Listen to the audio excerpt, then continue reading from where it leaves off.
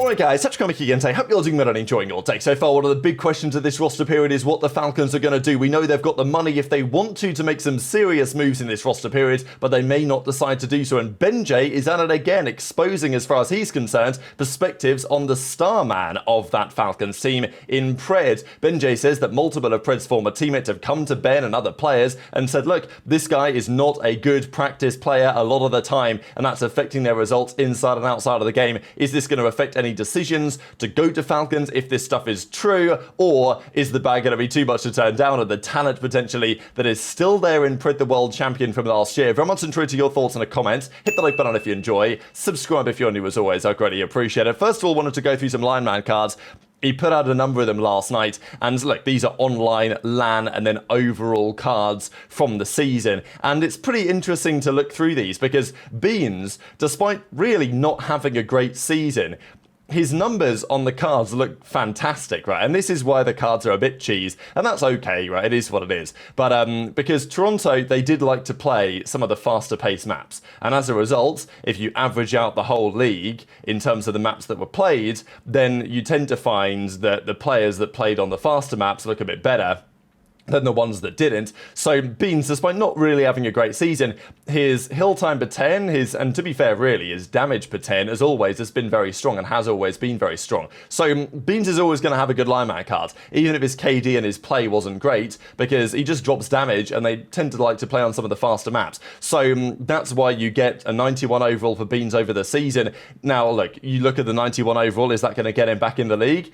You know, I hope so. I think Ben's a great player, and I think that he's definitely CDL caliber. But did he play like a 91 rated player this season? I'm not necessarily so sure. CleanX, 94 rated. He was actually purple in search and destroy damage per rounds. Had a pretty underrated season, I would say, CleanX overall. And at the end of the year, picked up the AR and did rather well at that as well. So we'll see where he goes. There's obviously been rumors about where him and Insight might potentially turn up. We also have the Dashy cards, the 94 online, the 90 LAN, and then the 95 overall. So, I mean, look at all the green here. 95, I mean, very, very impressive. I think coming into this season, I remember saying it before the season began, that I had Dashy as the MVP of the season before the year had started, and that was aging very badly as a take, and it wasn't correct, right? I mean, Scrap was the MVP. I don't think many people are denying that over the regular season anyway, but now we've got the last two events of the year. I guess it does change the game to some degree, because Shotzzy, there was a time this year where Shotzzy was just not good. Like, he was making lots of errors, overcompensating. Did he come good at the end of the year? Absolutely yes, and Shotzzy was, I mean, I don't know, was Huke OpTic's best player this year? Was it Shotzzy?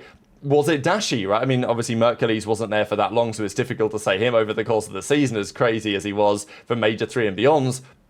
But maybe the answer is Dashy, right? I mean, even when OpTic was struggling, Dashy was still delivering solid performances. And yeah, his KD isn't what it once was, but that's the point, right? And JCap made that very clear last night on his thoughts on Cellium and Dashy's old playstyle compared to the way that Dashy's playing nowadays, and you can see the results of that. So yeah, there was a point this season where the pick that I had on Dashy to be the MVP this year, because I felt like the ARs were going to be a bit more comfortable again.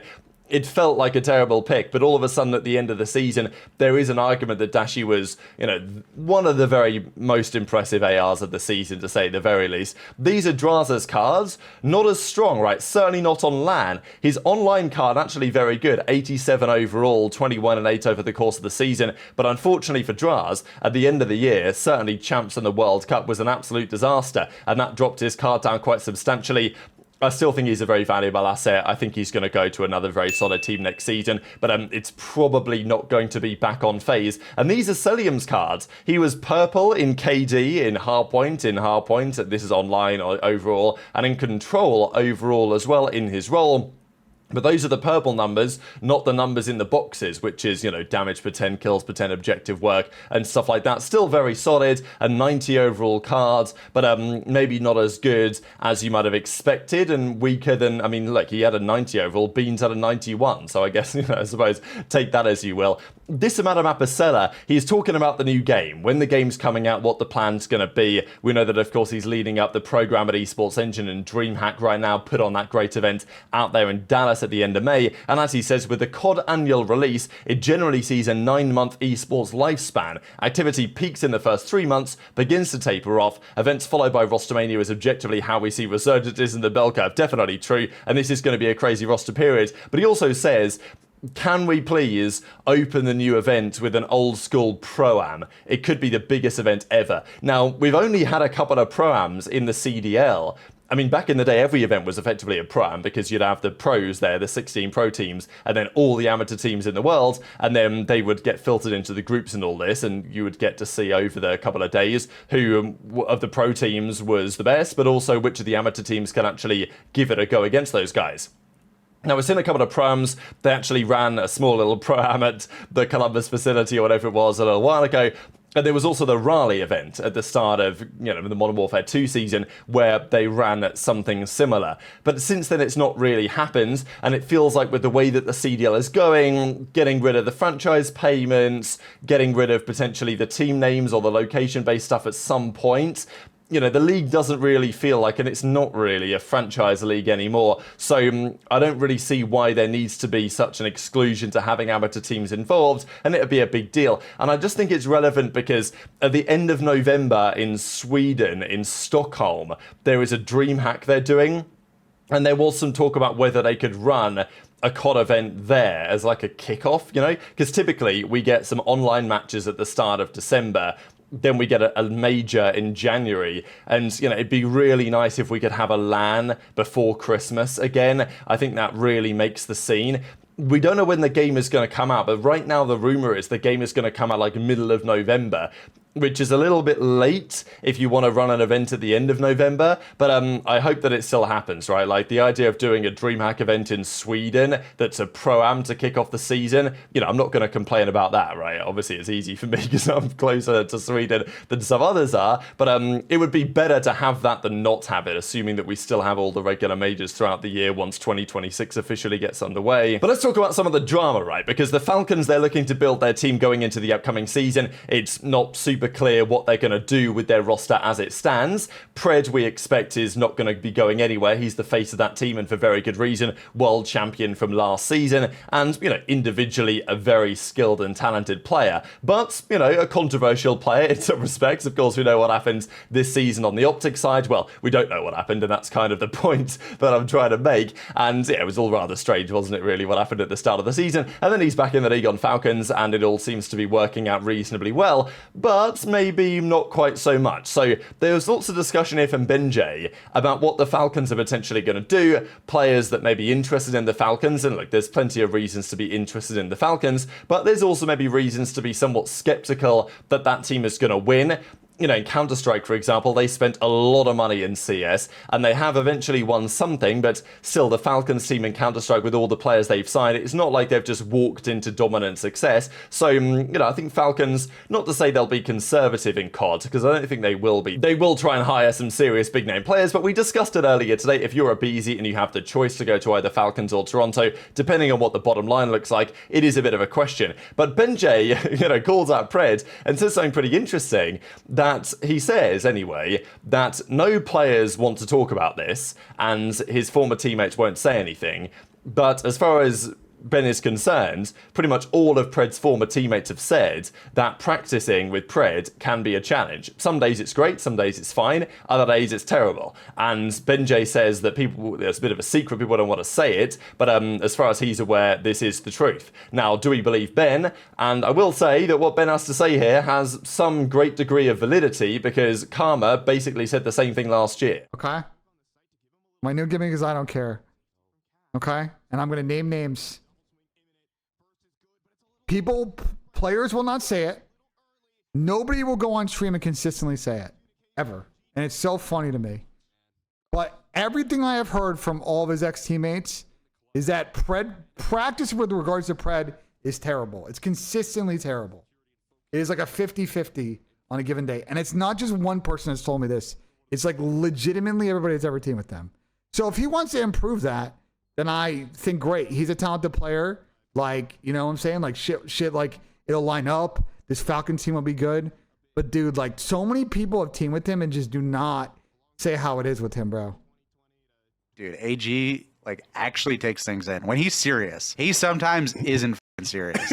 Like he might be the worst like practice player ever. Like straight up. Like, and I'm pretty sure he'll say that. Like a champs was like, yo Damon, like go find some shit for me. Go find. And like the champs finals was insane. You give him when some... we were on Rio, I was like, yo, like they keep doing this. Like they only do this. And then I was like, yo, in our first match, AG would like hit mid on Rio on P2. I was like, yo, next time, the way they're playing, play the pillar and just literally play like a dirty offie. And in the match, he was about to hit mid and I saw him play the pillar and they both came. He shoots them both in the back. But like he actually listened. So like, yeah, it was worth it. So what do you guys think about this, right? Obviously, BenJ, he's thrown it out there. He's thrown it out there, something that hasn't really been said by others, apart from, I guess, Karma. I mean, Karma didn't say it in exactly the same way because he was giving Pred some props, but he was also saying that, yeah, in practice, a lot of the time, things aren't exactly ideal. And the Ghost of Hope even did this tweet and quote tweeted it, maybe you said something similar, and says the downfall of Pred should be studied, but he gets the 500k salary from the oil money, though, so I guess it's not too bad. So I don't know where you guys going to sit on this, but it is interesting for Pred. At the end of the day, it's worked out kind of well for him, right? He won the World Championship, he won a chip with OpTic, got all of that, and now, you know, he's turned up on the Falcons, and he's going to make a good bag and be the face of the team probably for a good amount of time. But is it going to result in success again? I think that's the question. Pred obviously will want to win again, there's no doubt, but is everything here conducive to actually making that happen at some point? I wonder what Clayster thinks about it, right? Like, this is my real question on that Falcons situation, because Pred is the face of the team, there's no doubt about that. But Clayster made the comment on stream during the World Cup about Pred basically playing for the 50k highest KD prize. Now, Pred then came out and said that actually that wasn't a thing. There is no prize for the highest KD. And it was actually for the tournament MVP wins the 50k prize. I'm not 100% sure what the truth actually is on that. But anyway, Pred denied it was a thing. Clayster kind of said it was a thing. It's a little bit confusing. And I just don't know what Clay will think, because Clay, he's been part of winning teams and he's been part of losing teams. And there is no doubt in my mind that Clay will have an opinion on Pred's, I don't know if you want to call them antics or whatever, but difficulties creating a winning environment in practice, I guess you might potentially say. Who's been telling Ben as well? I guess a good question, because, you know, Pred's played with quite a few players. Obviously, it's been the OpTic guys last year with Kenny, with Shotzzy, and with Dashy. And then before that was with Accuracy and with Sib and Mac back on the Surge days. And there've been a few teammates over time as well, and a couple of different coaches in the mix too. So it's very interesting because Falcons are clearly a very attractive prospect. Pred is still superstar caliber level player, no doubt about that. But, you know, it's been my concern for a bit of time that if these kind of attitude discussions don't go away or they don't change, especially with whatever was going on out of the game that caused him to be off OpTic this season. And even like the attitude when he was on OpTic was interesting. You guys remember when it was like, oh, well, maybe we need to swap roles, try Kenny on the sub, Pred on the flex, and Pred was like, I ain't doing that, I'm staying on the sub. And on some level I'm like, okay, fair enough, know your worth, king. But that, you know, that kind of stubbornness directly led to him getting dropped. Like, if, you know, they could have at least tried it maybe, right? So things like that maybe make it more challenging. And we know that OpTic, you know, they did struggle with practice before, and it's just interesting how OpTic last year, they were super flip-floppy, right? They could be the best team last year's OpTic, as we know. They won champs, they won Major 3 very impressively, but before champs, they bombed out top 12. Whereas this OpTic, the current iteration they've got with Huke and Mercules and Shotzzy and Dashy, you know, there was a world where a previous OpTic team would have come to the World Cup and struggled because, you know, their practice maybe wasn't quite as strong. But Shotzzy made it very clear that the practice OpTic had going into the World Cup, they just picked up from where they left off. And previous OpTic iterations, that was not the case. They were more inconsistent. They were more volatile as a team. And it does feel like with what they've got going on now, they're less prone to that, and there's probably something to be said for that as well. So very much interested in your thoughts in the comments. Of course, like BenJ says stuff, people are going to criticize it, but it's not like these type of conversations haven't already been had to some degree. And as I say, I really want to know what Clayster thinks about it, and maybe for Clay it's like, well, you know, I'm getting a solid bag as well coaching the Falcons teams, it doesn't really matter. But at the end of the day, the team is intended to win. If Falcons are going to put money in, they're trying to win. And if things aren't working perfectly in that direction, then there will, of course, be conversations had at some point. So very much intrigued to your thoughts, as always, on all of this stuff in the comment section below. Just thought it was a pretty funny comment, really, here from Simp in the replies. Hit the like button if you enjoyed. Subscribe if you're new. Take care, and I'll see you next time.